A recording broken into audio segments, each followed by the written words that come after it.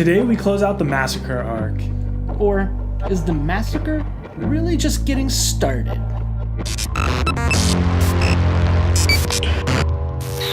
You are now watching WhoDooTV.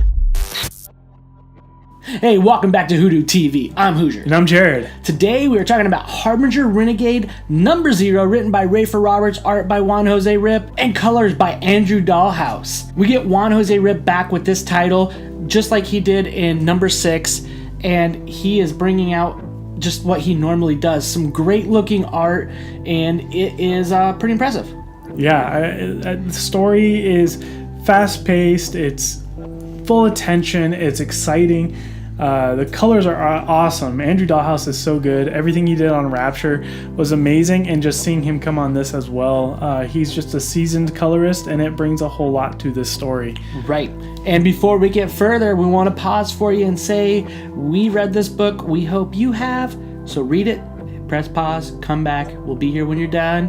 And yeah, we hope we don't spoil it for you, but if not, let's read this. So the Hardcore are being briefed on a mission to obtain Solomon. They have plans of a pyramid that they're going to in this remote location, and they're getting ready to go out.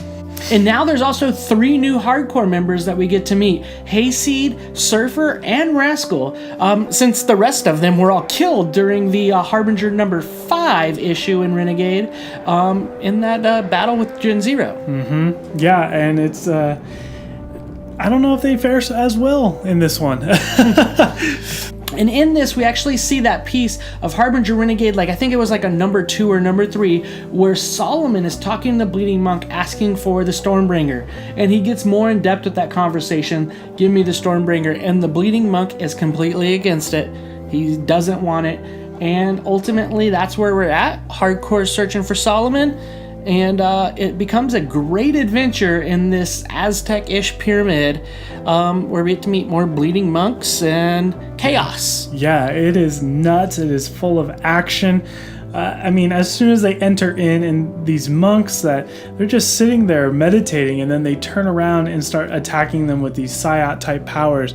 It just, from that point on to the end of the book, it is just like, I don't know, fast-paced, fast heart rate, full of adrenaline, just insane book. It's crazy.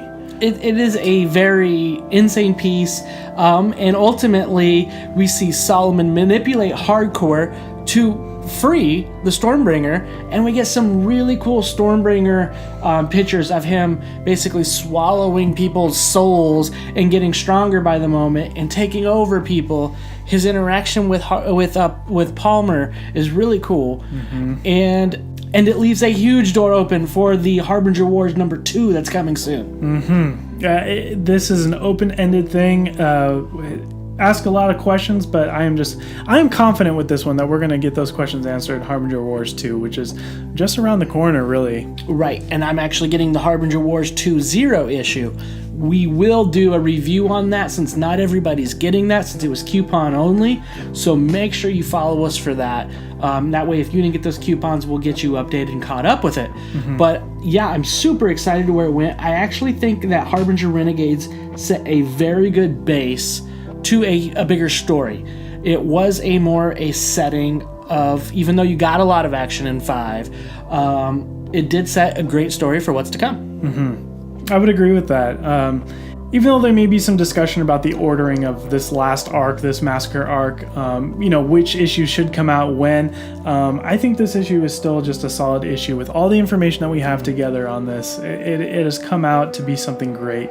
While we could have benefited from just seeing this monster coming out, when they walk into this chamber where the Stormbringer's at, just to see this monster there before we knew who he was. But even just knowing who he was, it also added a piece to it. Like, oh snap, there's the Stormbringer, and he's he's pissed. But you say that, and I still think that this is a 0 issue, which I think it should be a number 8. Right, and I do think issue number 6 should have been the 0 issue, because it does go back and it does set an original back piece of it, and this kind of went in the timeline to be number 8. So I think really the pacing of the where the books were positioned messed with a little bit of the momentum that Rafer had with this book. So I do think it should have went issue number 5, issue number 7, this issue, and then we had the other one. Yeah. So. And I think that would have been great as well. You know, I think you're definitely right about the pacing of the entire thing.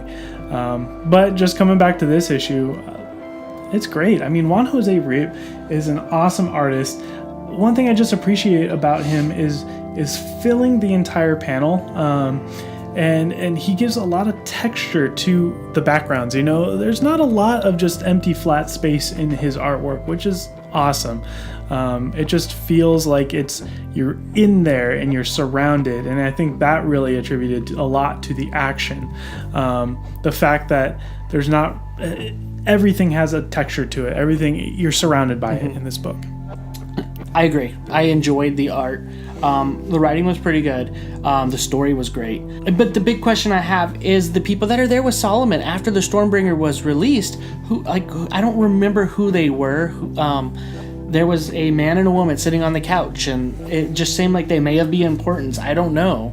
And then he basically says there will be peace now. Even though the Stormbringer's out, he does say that there will be peace. And they're going directly up against Omen in the hardcore. And so it does leave some questions, which, like you said, there's no doubt that it's going to be answered. I just kind of wanted to know who those people were, because it kind of seemed weird that they were the ones waiting there with Solomon, and we don't really know quite who they are. So I would say with this book, I'm going to give this one probably an even 4. Yeah, I'm right around there. I'm going to give this one a 4.25. I think this is one of the stronger ones. I'd say this is almost on equal footing as Harbinger Renegade number 5 in the way of action, in the way of just really keeping you at the edge of your seat while you're reading it, the excitement of it all. I thought it was great. So 4.25 on this one. I think this is one of the stronger issues of this arc. Yep. What do you guys think? What do you think Solomon's endgame is to this book? Where is he going? What's it doing? What are your speculations? Yeah, let us know in the comments below.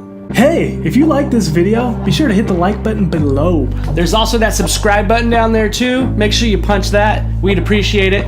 Follow us at Twitter at WhoDooTV, also on Facebook.